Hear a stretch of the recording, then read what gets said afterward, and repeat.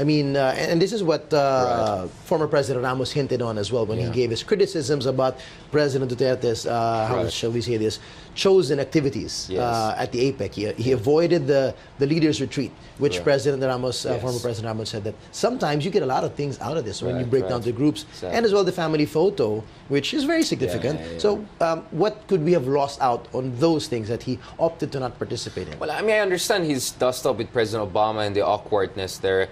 Probably Obama is, but the reality is, you need to build rapport. And if you look at the economies who are part of the APEC, these are among the booming economies. Right, exactly. So President Duterte is looking forward to years of dealing with a lot of these leaders. That's why the retreat is important.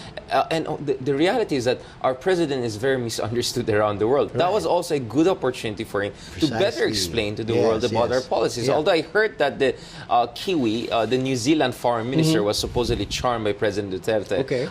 He has his own charm. So probably it's good to invest more in that bilateral relations with different countries, regardless of their ideological leanings. But I think for now, for the president, it's important to diversify more relationship towards Russia and China, because he feels that if the Philippines wants to assert more independence from U.S., and in light of differences over human rights issues, you need other big brothers to help you out. But of course, the problem with China is that we have disputes with them. And it's hard to rely on China as a big brother while we're trying to resolve our problems. Nonetheless, the proposal to create a marine sanctuary in principle makes perfect sense. In fact, for decades, experts around the region have been saying, let's push aside the issue of sovereignty, because that's the bone of contention. That's where we can have a conflict, and let's focus on areas where we can have cooperation. And one low-hanging fruit is always marine scientific cooperation. And the other problem we also hear is the impending ecological crisis. Unfortunately, we know, based on different satellite imagery that we have,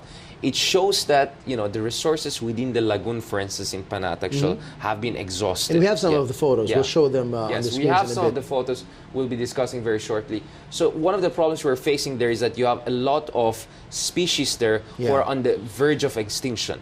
So if you don't have any regulatory framework and a bilateral agreement on how to preserve and conserve the resources there, we're all going to be in trouble. It's going to be a lose-lose situation for everyone. Now, the question here is that, is this marine sanctuary proposal, has this been agreed upon by both sides, or is this only on our part? So this, we can see in some of these images. So this is September. So we saw October and September, and we see that the number of the Chinese vessels guarding the area has quite reduced. So the reports are correct that China is, it seems, relaxing the situation. But this image is important, because this image shows, so the one on top is 2030 in October.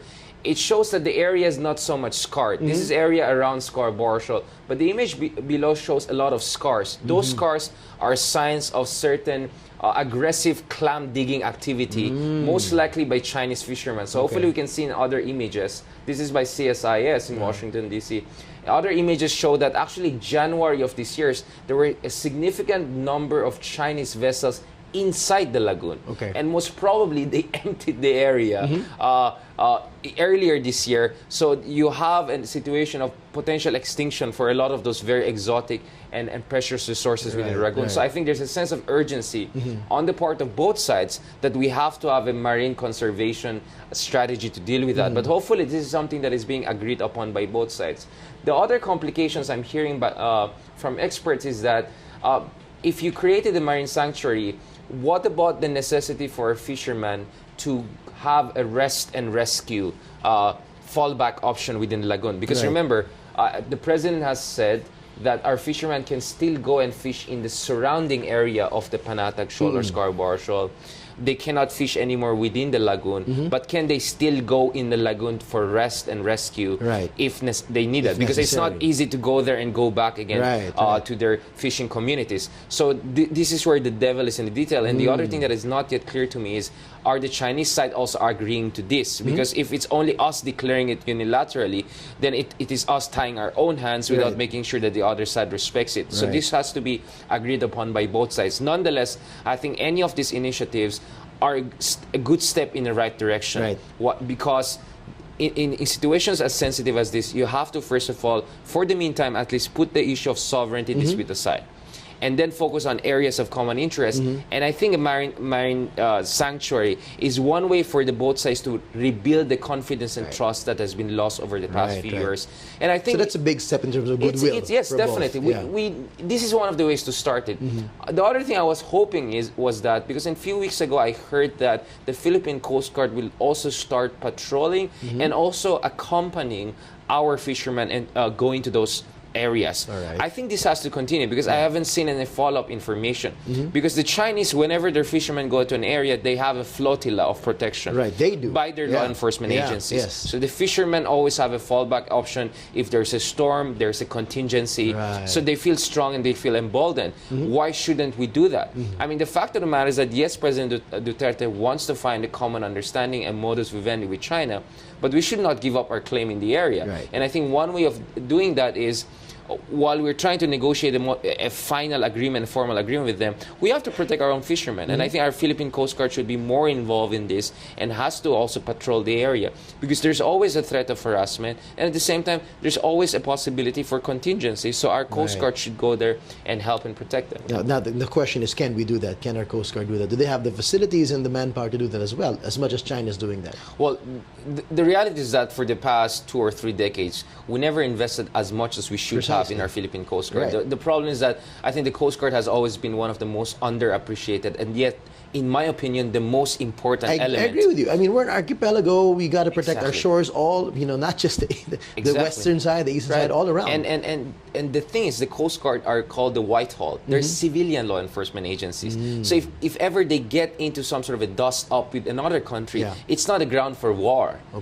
And things like protecting our rights within our own exclusive economic zone, these are law enforcement issues. These are not issues of war and peace. And that is why the Philippine Coast Guard should have been empowered. Nonetheless, beginning with the previous administration, we have seen gradual effort of ramping up the capability of our Philippine Coast Guard. And thanks to assistance of some of our allies, including Japan, now the Philippine Coast Guard is having more and more big, I think these 90-meter multi-role vessels that we can use. Because if you remember, the very reason why we had the Scarborough Shoal crisis was that we sent Gregorio del Pilar, a warship, to conduct a law enforcement activity back in 2012. And that gave the Chinese the perfect excuse to send a whole armada to the area, and they checkmated us eventually. And since then, they have more or less been controlling the area. If from the very beginning we always used our Coast Guard, we could have kept the tensions below a certain threshold and make sure that it doesn't escalate into and a you don't level. send the wrong message. Exactly. So I think this is why hopefully this marine sanctuary proposal is bilateral. Both sides will agree to that. And once the resources in the area have been refurbished, because conservation should help for refurbishment, hopefully both sides will have equitable access to the area. We'll see. We'll wait and see from China as well to hear from them. Now, let's pivot back a bit to the discussions with Putin. He's time and again he said he's my idol, he's my hero. He's even echoed the pullout of ICC. How do we make sense of these things about how he is so enamored by Putin and the things he's doing, and now he wants to just follow suit as well? Well, the first thing is that we have to admit we live in the age of Putin. The reality is that it's not only President Duterte who's so openly looking up to Putin. You have leaders of Europe looking up to Putin. As a lot of right-wing leaders, from leaders of Hungary to even some of the leaders in the United Kingdom, including the UKIP leader Nigel Farage. You have the leader of the United States, Donald Trump, also looking up to Putin. Why? I think the reason is because we live in a state of mind whereby people think you need a strong, decisive leader to get things done.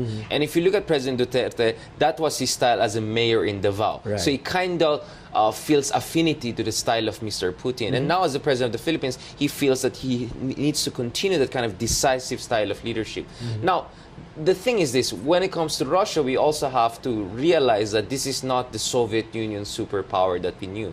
Russia is a military power, but it's not the kind of economic power that we would wish them to be. I mean, as I said, it's a country in recession. Yeah. Aside from caviar and oil and gas, it doesn't have much of high-tech technology to export, again, as far as civilian technology is concerned. Right. So there's also a lot of limitation to how far can China go. But image-wise, I think President Putin has done a very good job of projecting strength and power for his country, and I think President Duterte in many ways feels affinity towards that. And he hasn't kept it a secret that if the New World Order does form, he wants to be the first one on the boat with China and Russia. I think the world order he's talking about here is a post-American world. Right. It makes sense. Why? Because the very fact that America elected someone like Donald Trump, you know, who made a lot of very offensive remarks, who has now emboldened alt-right, some would even say neo-Nazi groups around the world and in the U.S. to come into the fore. You have a leader who has zero experience in political office.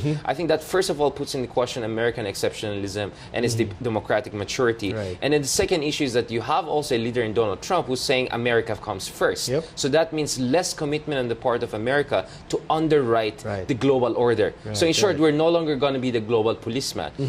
So that means we're going to enter a new era soon if really Trump acts upon a lot of his promises. And the reality is that even if he acts upon just 50% or 70% of his promises, that's a big blow that's already. still going to be a volte-face from the United States policy over the past 7 decades, which is to be the global policeman. So we are entering a post-American world, and the reality is that in that post-American world, emerging powers like Russia, China, Brazil, and India will be increasingly relevant. So if President Duterte is saying, let's get prepared for a post-American world, then I think he's making perfect sense. It makes sense. All right.